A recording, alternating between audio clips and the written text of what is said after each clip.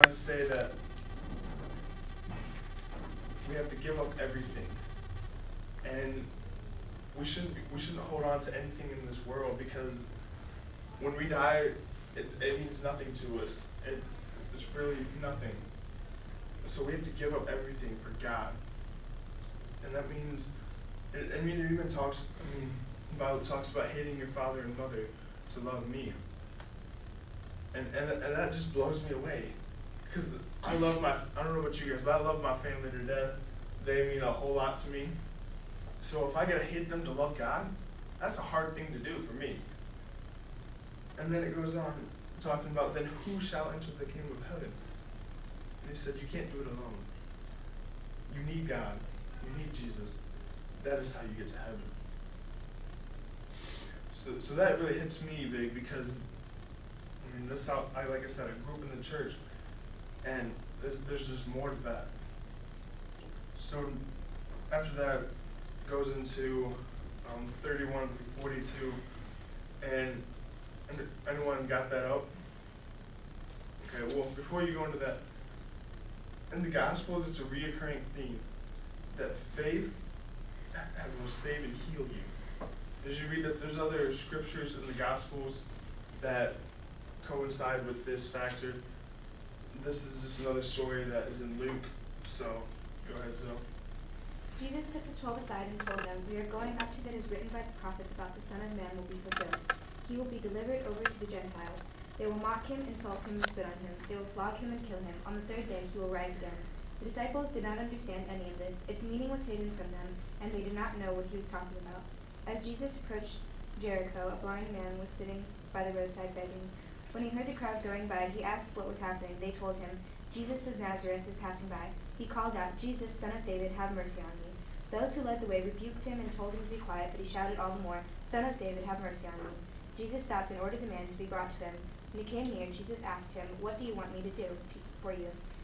"Lord, I want to see," he replied. Jesus said to him, "Receive your sight, your faith has healed you." Immediately he received his sight and followed Jesus, praising God. When all the people saw it, they also praised God. Alright, so this man, imagine, you got a giant crowd of people. Imagine yourself at this huge concert, and the bands are playing. Yeah, this place is packed. Imagine this gym is packed full of people, and Jesus is standing at the very end of it. You got a man on this end. Say we got Sean. He's yelling. He's like, "Son of David." What exactly did he say? Where is it? He's like, "Jesus, Son of Nazareth, Son of David, have mercy on me." He's just yelling this, and the crowd is just telling him to be quiet. He's like, "He doesn't want to bother with you." So he just keeps going, and finally Jesus says, "Bring him to me." He said, "What do you?" He says, "I want to see." And he said, "Receive the sight. Your faith has saved me." And I was talking about healing. So faith, like I said, is a recurring theme in the Gospels that I've noticed. Faith will save and heal you. There's a story about the 10 lepers. Jesus heals 10 lepers, but only one comes back to thank Jesus. And he said, "Surely your faith has saved and healed you." And so I guess I'll keep going. Obviously it's kind of shorter now. Just want to show you just what one chapter can do. If you do this once a day, just imagine what can come out of it. I was the other day, would have been Monday. It was in Luke 17. It said in Luke 17:2, "It were better for him that a millstone were hanging about his neck and cast into the sea, than he should offend one of the little ones." Talking about children, once again, shows you how important children are. That a man should tie this heavy rock around his neck and go out to sea, than to offend one of the children. And there's just these little things in these chapters. You pick them apart piece by piece, you get amazing things. Like I said, I've been reading Luke about 2.5 weeks now. It just blows my mind, just the things it says from the very beginning up to now. There's more and more. You just pick it apart.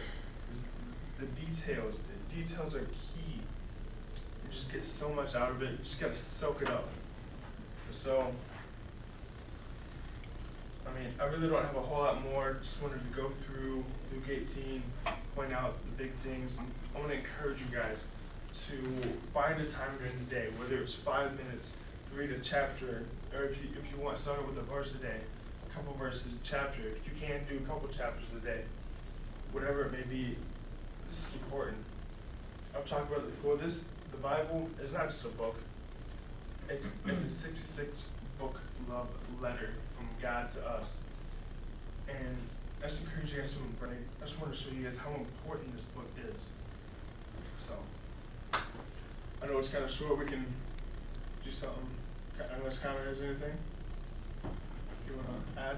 I think we're done listening for today. All right. All right. We want to do trivia since Mr. Kressel isn't here.